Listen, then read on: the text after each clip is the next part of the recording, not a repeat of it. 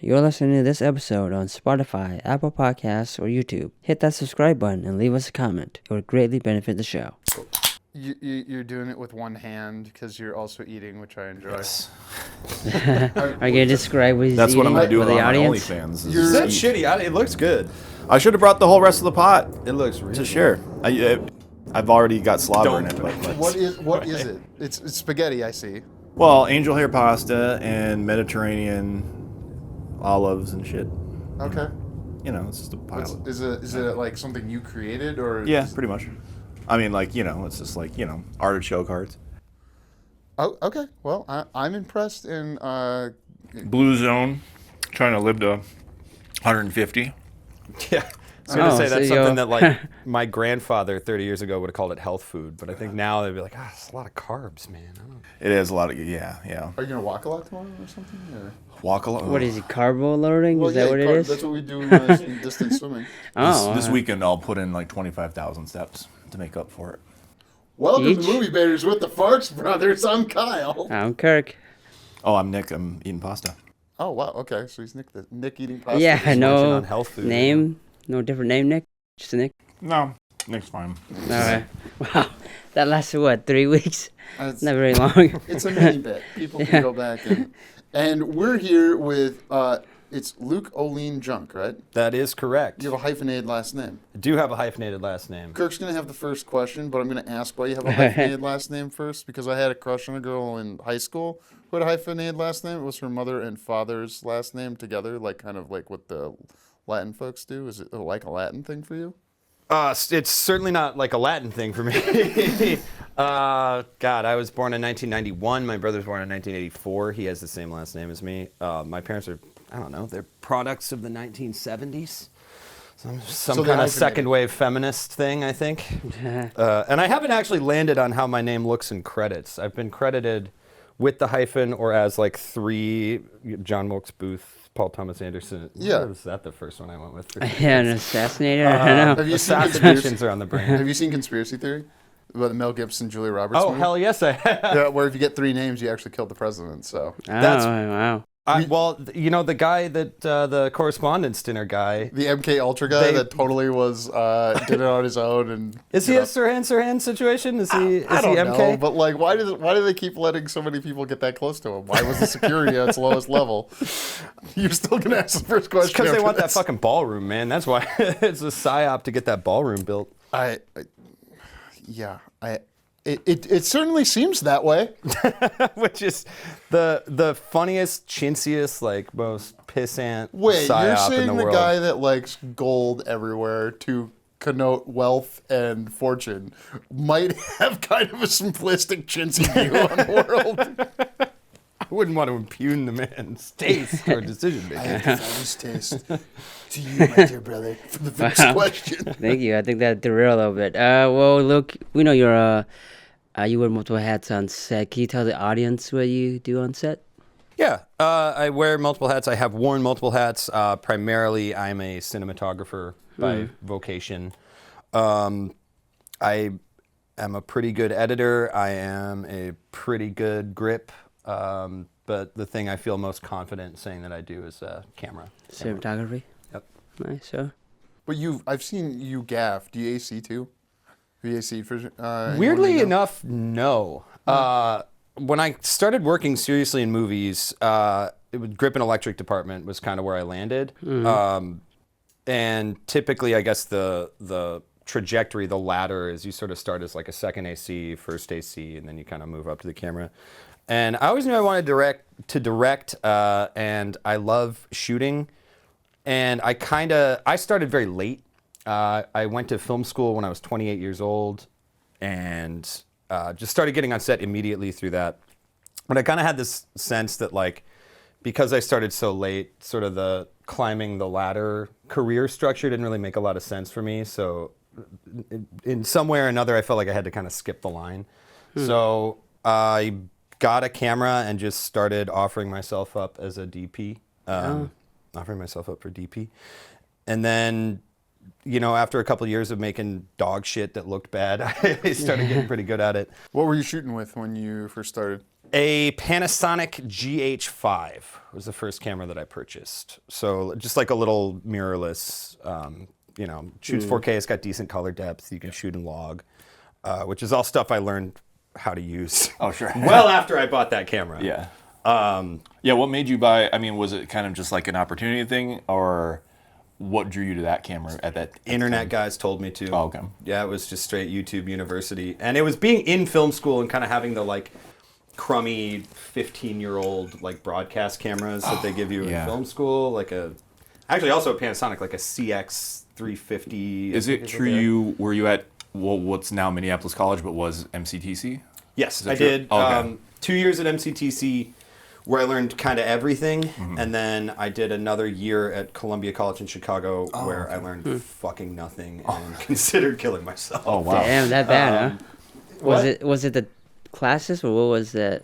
That school I go is that dog far. shit. It's just okay. it's a really bad program. And when I was there, it was still kind of coming out of like the COVID era where everything is being reshuffled. And so the program itself was kind of actively falling apart. Like my first semester, and it wasn't the classes. I'll say like every teacher I had there was awesome.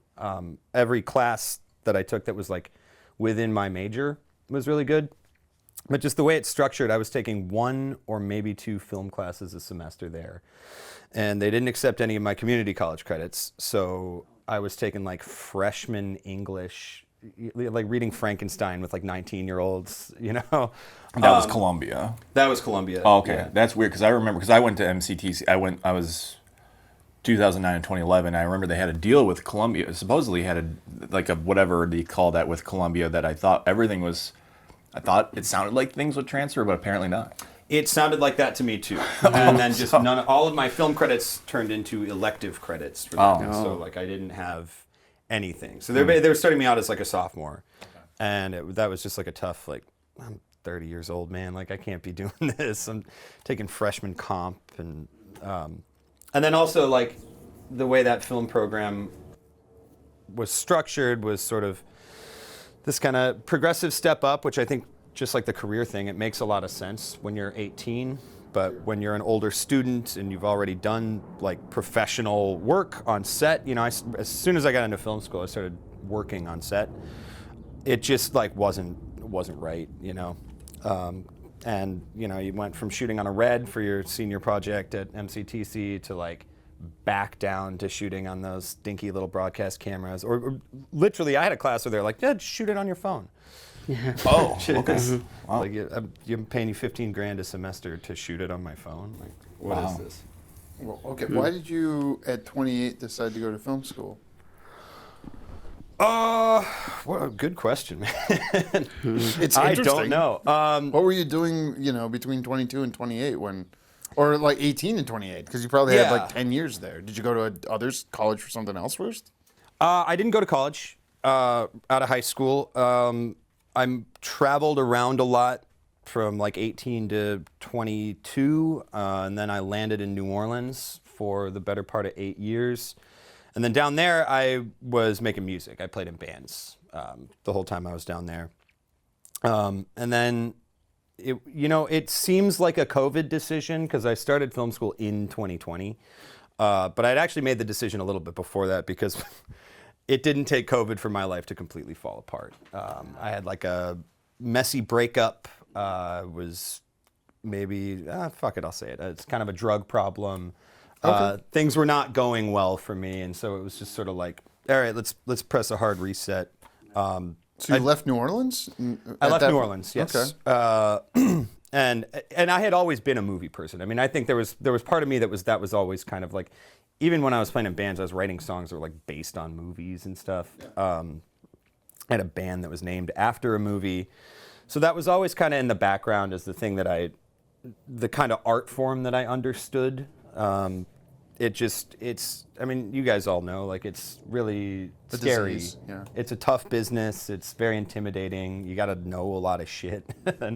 and playing in bands, and I did stand-up comedy for a little while. Those were always kind of the lowest bar to entry creative pursuits, Like, I started in stand-up when I was like 20, and that's just like, there's a bar here and they'll let you talk into a microphone for 5 minutes. So it's like very not scary if you're comfortable talking. Were you doing writing as well, like you would for music?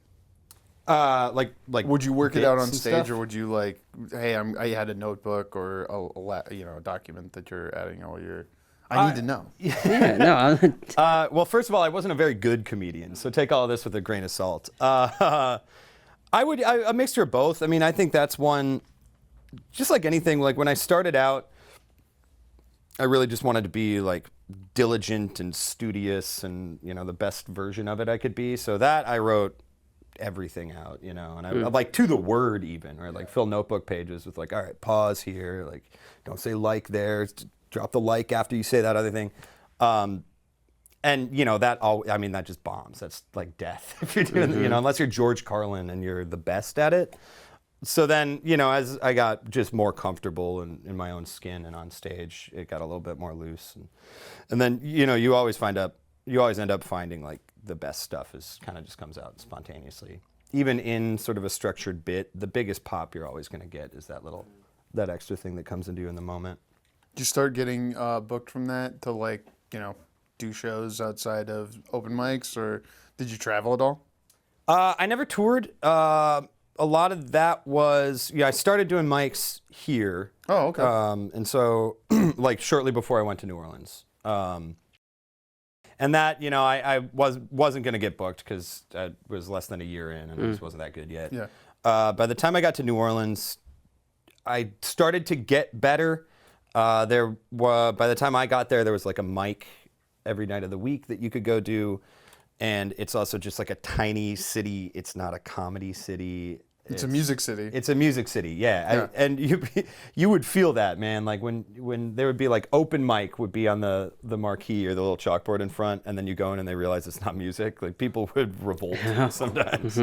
Well, like the tourists. Stop having fun. I'm fucking talking right now.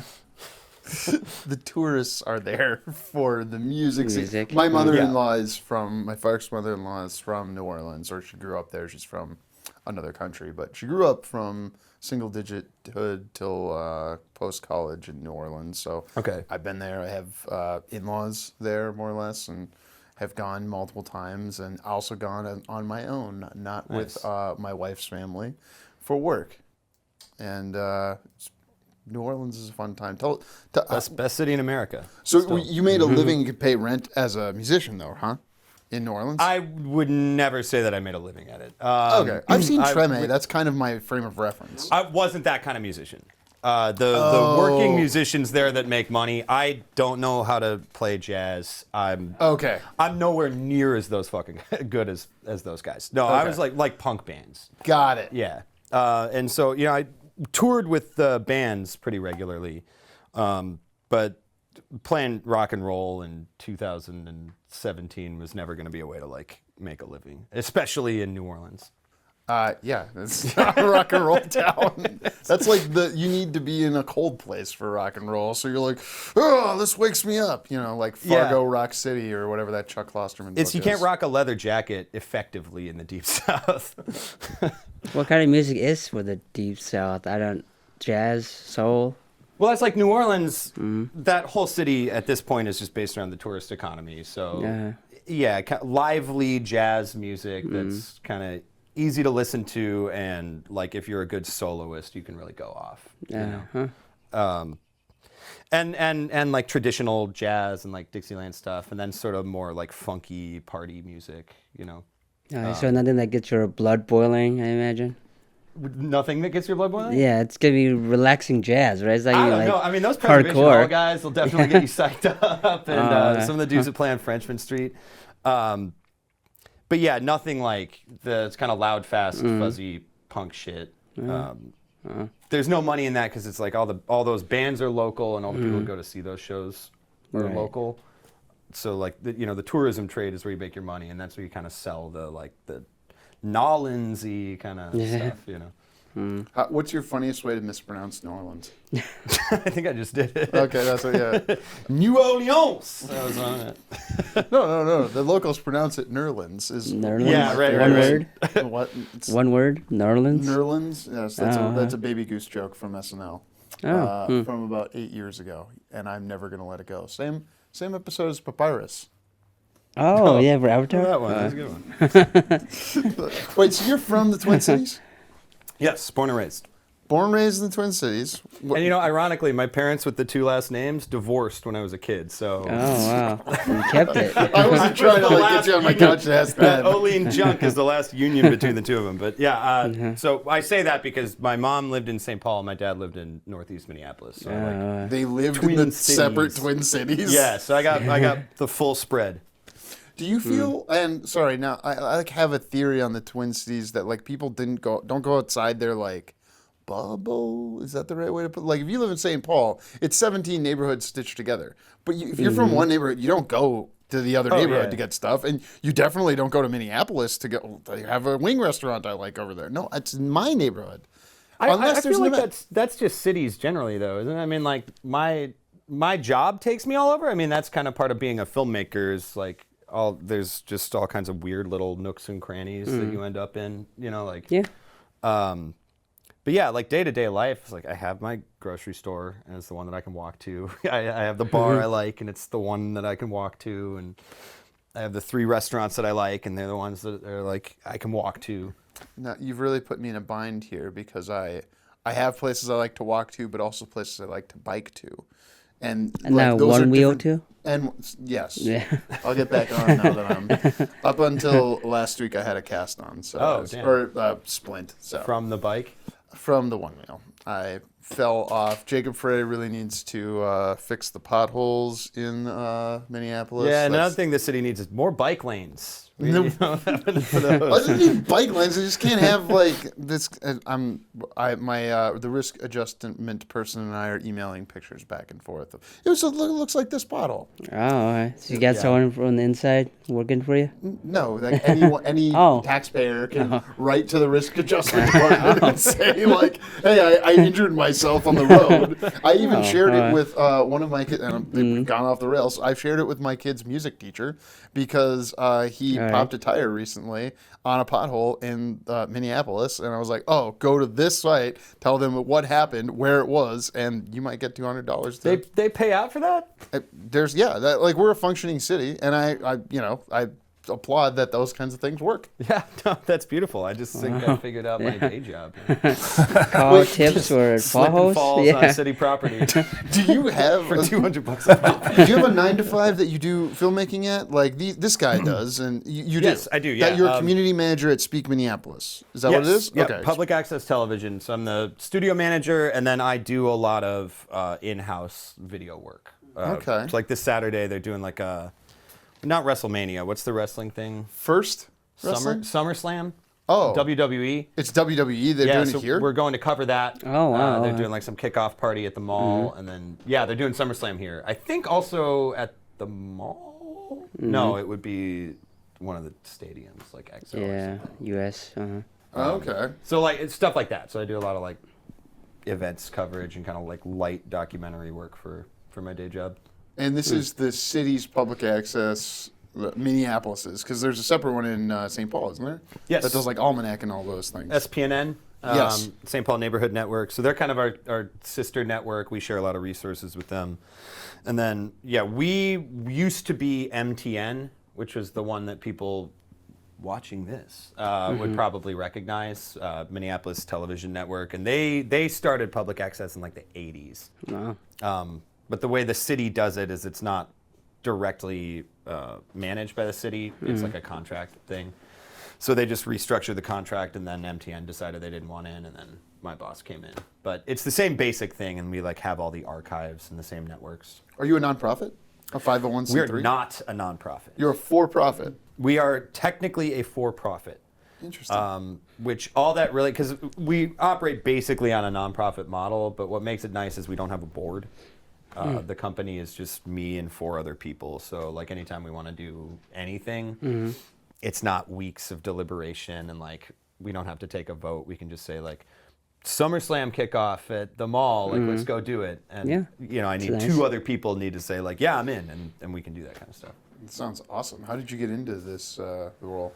I fell ass backwards into it. I was working on a gig, shooting something, and they used the studio.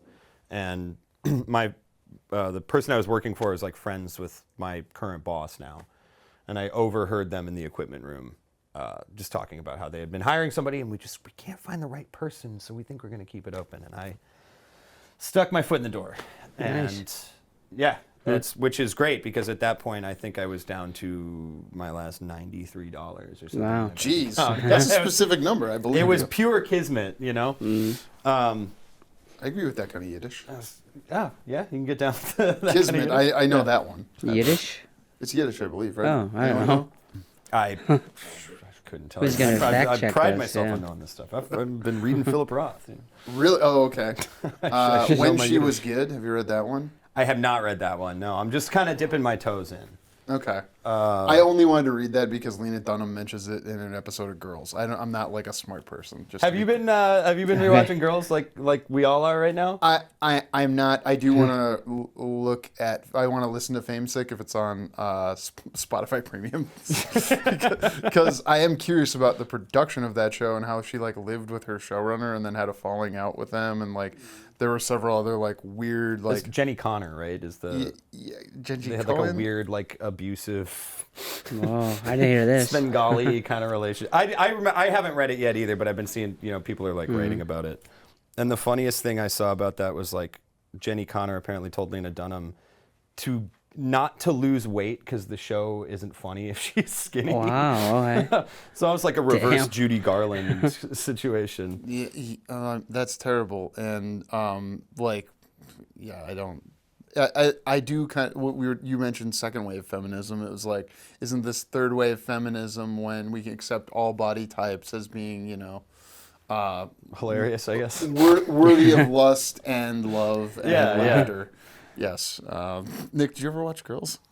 Yeah, a little. I mean, not like regularly. I dabbled.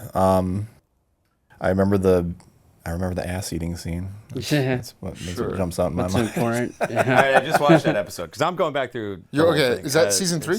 It's season 3 or 4. Yeah. You're talking about with the musician guy. The kitchen, like where he's Yeah. just all in there. I'm like, Yeah. how the fuck did they film that? If I may, Please. ass eating, I don't think is. I think he's just going in from the. I think he's just eating it from the bag. Oh, it's not okay. Because Well, there is see, a. these are- Because I just watched this episode, and I remember Okay. thinking that like that is astonishing, just even on HBO to see. Yeah.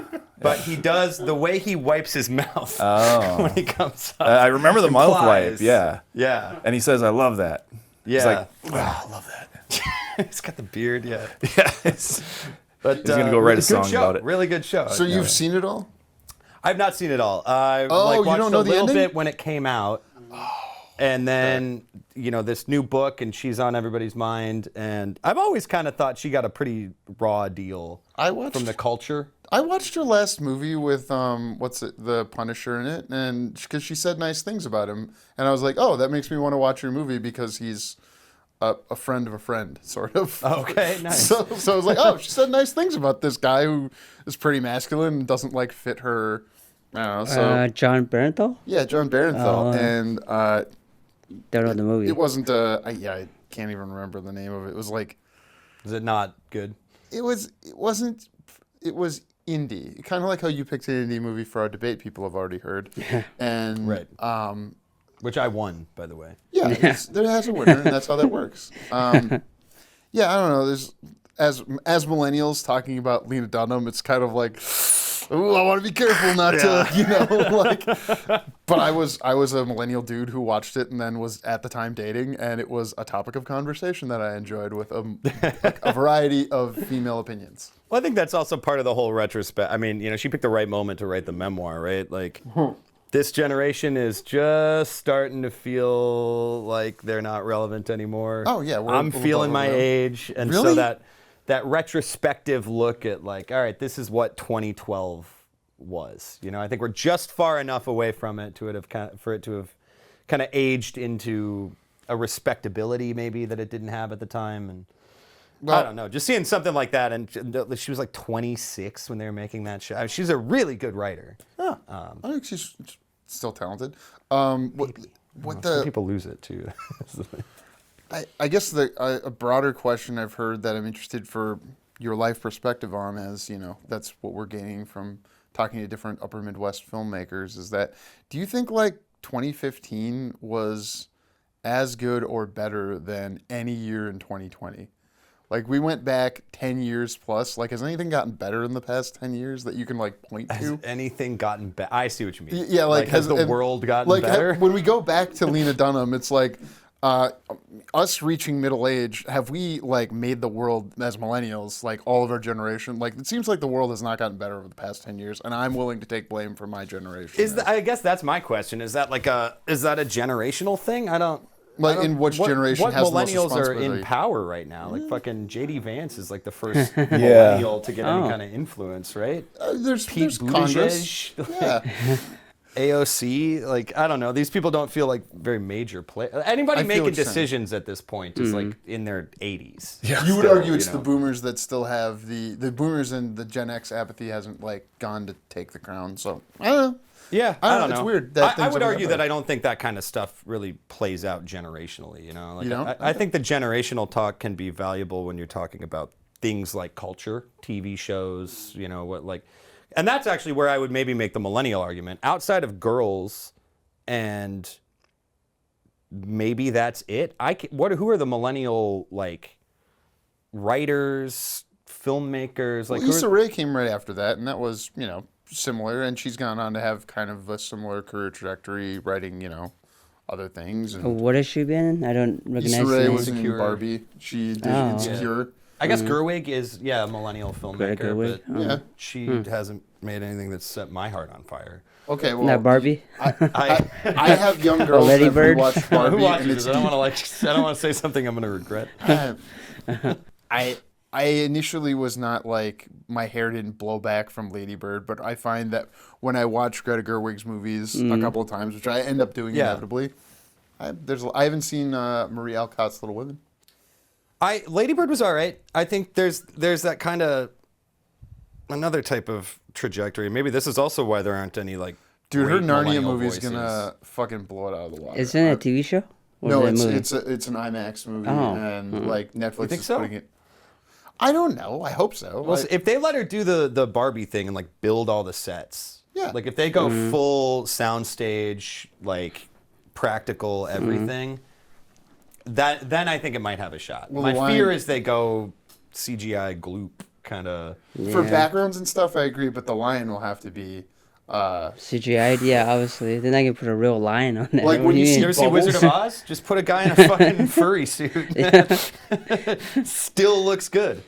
Yeah. Bubbles Yeah, I get in that. Michael looks pretty fucked up. Bubbles and I haven't seen seen it? Michael.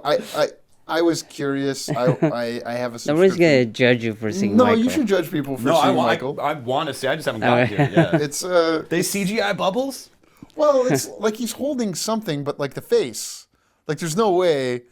It was like it was a little bit like Planet of the Apes-y for a minute there, when it's Okay. like.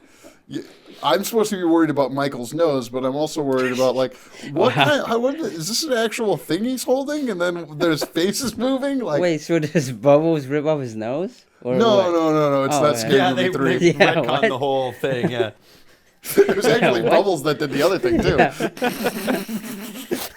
Sorry, I was supposed to ask you about like Steaks and Steaks, and you wrote that and then Yeah. shot it. It's one shot. Do you have any like deep thoughts on stuff like that? I don't really know why I have a writing credit on that. I was wondering too. That one came out of a joke on set on another thing. Yeah, I was there. I remember. Yeah, there was one Yeah. where we were shooting salt circles. Something to the extent of like, this film festival has a 7-minute time limit. Wouldn't it be funny if? And I think that's the extent to which I Yeah. wrote that at all. You had the concept. I guess so. But my vision of that in my head was like I was like black and white. They're in a shitty kitchen. He's wearing like a wife Beater? lover. Uh-huh. Yeah, he's wearing a wife beater. She's in like a bathrobe, and they're just sitting against a wall. Like that to me was the version of that movie Oh. that I saw in my You head. could still make that movie. And Make it might- again? I think it'd be different enough that I wouldn't even be accused of plagiarism. Yeah. Especially because I Raise have the a writing stakes, credit on the yeah. other Yeah, you one. can't copyright an idea. You can't long as copy- the- Ask John Fogerty Or a about that. concept? No, actually, what is that? What is the reference, John Fogerty?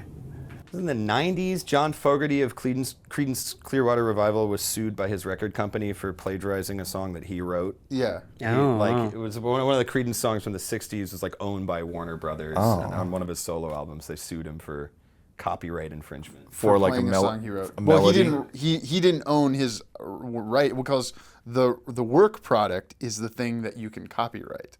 The idea that they have chain of title to, we gave you a salary, you came here, did the work. It's like if you're an engineer and you come up with an idea for a patent while you're employed by name large company, as I've known people, and then, hey, look, I've got my name on this patent. My uncle, when he died, had like a couple of patents for like foam, and it was like, yeah, but those were all owned by the company he worked for. He didn't like, he had a job for life, but you know, it's that old school, factory style creative output.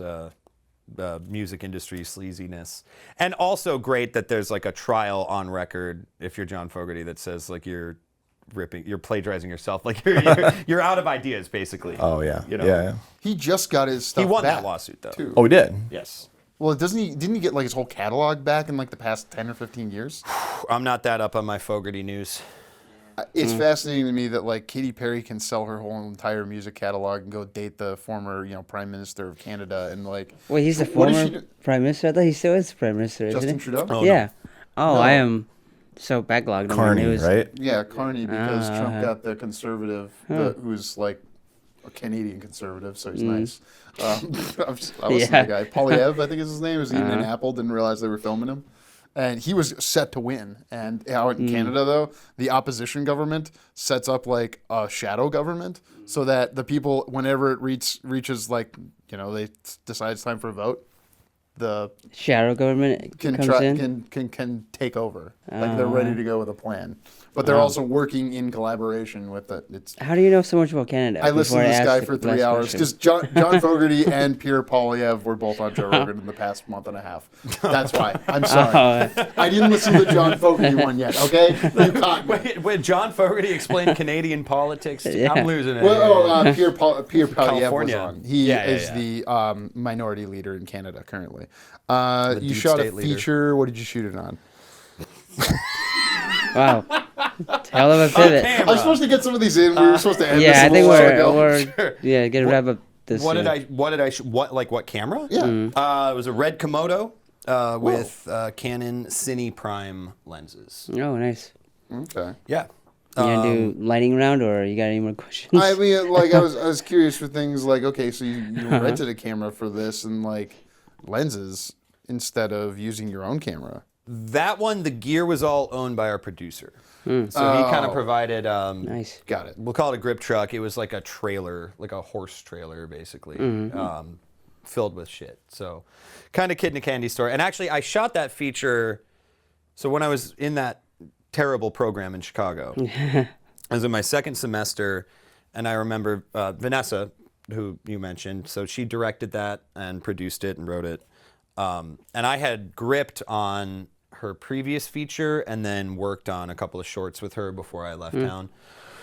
And I guess she and Tristan, the producer, who was her regular DP for a long time, he said something to the effect of like, I don't know how to shoot this kind of story. Oh, Because that movie's very like character focused and interior and But you went and found like 70s books that were pictures of architecture or something like, or no, boring spaces, right? That were made interesting or something. what?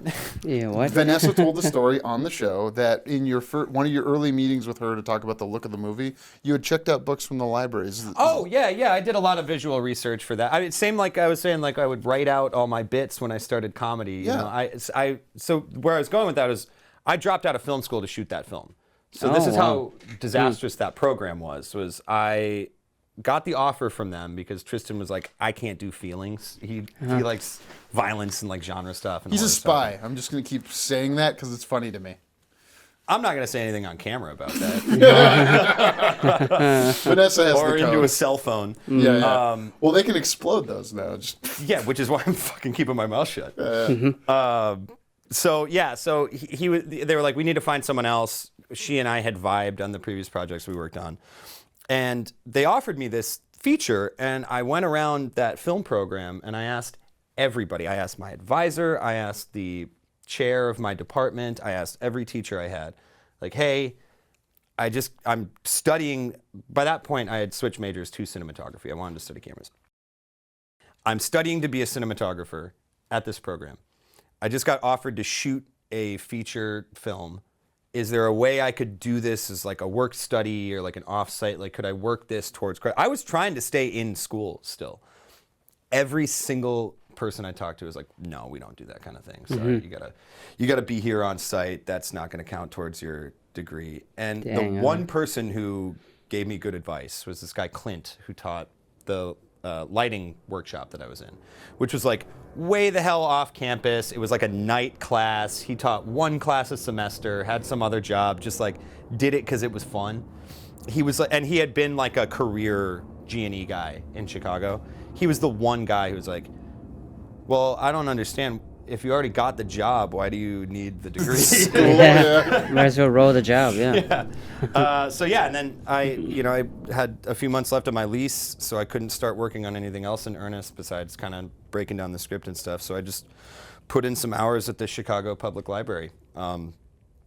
Put together like a whole visual treatment, studious good boy. Like I was shit scared, basically. I was going directly from late bloomer film school to like, all right, here's a feature film with a modest budget, but a budget. And I wanted to get it right. So, and a lot of that, have you seen the movie? Yeah, we did a whole episode on it. Oh, okay. Oh, are we talking about which one? Little Wounds? Oh, I was Wounds. thinking we were Yeah, probably yeah. talking about that, but yeah. Okay, yeah. Yeah. So, a lot of that script takes place in like pretty bland locations. yeah. It's like hotel rooms, parking lots. At school. School, yeah, like just all these kind of institutional American settings. And so, your first feature as a DP, you want to see if you can maybe get some shots off.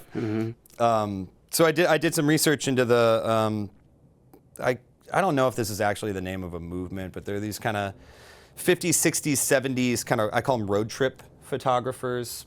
Guys like William Eggleston and Stephen Shore and like Robert Frank, who were fascinated by those kinds of spaces, that kind of roadside America, but not like the weird roadside attractions, like a shitty motel or, a parking lot with a chain restaurant. So I put in a lot of time. Stephen Shore was the guy I think I mostly responded to. He just had a way of framing these spaces that made them feel kind of Is he still alive? vacant. I actually don't know. You should email him and say, hey, I based this movie off of you. Should send him a link. Yeah, Send him a I mean, screener. I downloaded it from your link, so yeah. Your movie, just to be No, you're clear. right. It's funny. I didn't even think to look into that because all the stuff I liked of his was from like the late 70s. So there's something about that retrospective, like, oh, he's probably not around anymore. Yeah, I'm sure he like fucking owns a gallery in New York at this point or something. Who knows? He maybe did that as a younger man. He's in his 70s now and was in his 20s then. It could be a thing. The movie The Bike Riders is also based on a photography book, but I know we got to end this part. So Yeah, so our last question of the night is, who would you recommend we reach out to be on this show? Have you guys spoken to Bronson Talcott yet? no, we have not. I don't think we have had him. Not officially asked, yeah. He certainly can talk. Yeah. Can. I think you would get a lot of really good stuff to talk to him. Yeah, I think so. But we'll see him this weekend, so that'll be fun. Yeah, we'll do the invite there, I guess. On the Under Yeah. pressure. What's this weekend? It's the North Star Film Festival Awards show. Yeah. Yeah. Oh, okay, Are yeah. you going to that? I am not. Because you're shooting. I'm working all Are weekend. you nominated? I was nominated a bunch of times, apparently. And actually, I christened or coronated or whatever. I gave Bronson the go-ahead to accept on my behalf if I win. Oh, So nice. I'm going to write a speech for him to deliver when he goes up there. When? Make him do an accent if he. An accent? Yeah, Louisiana accent? Or Hello, governors. Well, Luke, thank you for joining us. I think we had a lovely debate and a great interview. Yeah, that was great. See you guys next time. Thank you for listening. For more JK Productions, find us on Instagram at JK Productions Team and on Facebook, JK Productions MN. Join us next time for another debate. Well, that's fun. Good, yeah. It's always good when I get to the end. There's a bunch of things I still didn't ask, but yeah, I had a good time.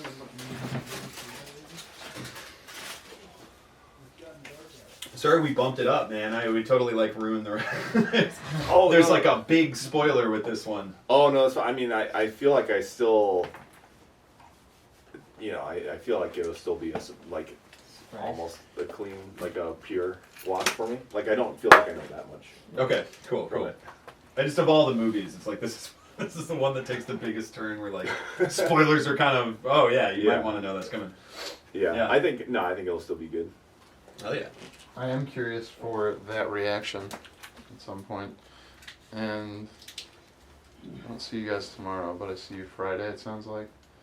Oh, at the bad weather. You don't have to go to that, but we're going to That's write right. afterwards. Is the point. Place? Bad weather's like a bar, restaurant. It's a The one in St. Paul. Wow. This is how we plan our writing sessions. Oh, we saw each other at the podcast, and then because we want to shoot a feature. Okay, nice. It's the outline version. We've gotten through one draft of the outline. All of us believe we need to at least do one more draft of the outline. To Fold have in some details mainly. Like we were happy with the story, but like like it's at a certain high level where just bring it down to a little bit more of a focus. Yeah, I feel that's kind of how I work too. Is I know how it ends. I kind of know how we get there, and then like, what is this scene? Like, how do I? Yeah. What's the beat here that I need to? Yeah, we have like a lot of placeholders, like where it's like we know this is happening, but we don't. Like right now, we have a side document or a side tab where we're figuring out, okay, they're going to be talking in between these two action beats. So what you're basically taking the whole like dramatic argument and slicing it into like 6 or 7 or 8 pieces and like figuring out it's like looking at a pizza or a pie or something and like trying to cut it. Just subdividing down and down, I just recently opened up a script I haven't touched for a little while, like a horror thing. And I fucking saw one scene which is like, ghost shit happens. Okay, I should probably write this. Well, cool. Thank you for a wonderful and lively conversation. That sounded so professional. No, yeah. Kirk. When should I expect to see this out? You guys get these cut pretty quick? Or? End of May. End of May. Just because we've got a backlog. Okay, nice, cool. Yes. And you could get bumped for any number of reasons. Like bumped off or bumped up? Bumped later, or bumped. Okay. Because we have to schedule the kid podcast. Oh, Kyle, that camera's still going. Oh, cool. Oh yeah. Oh, Oops. nice.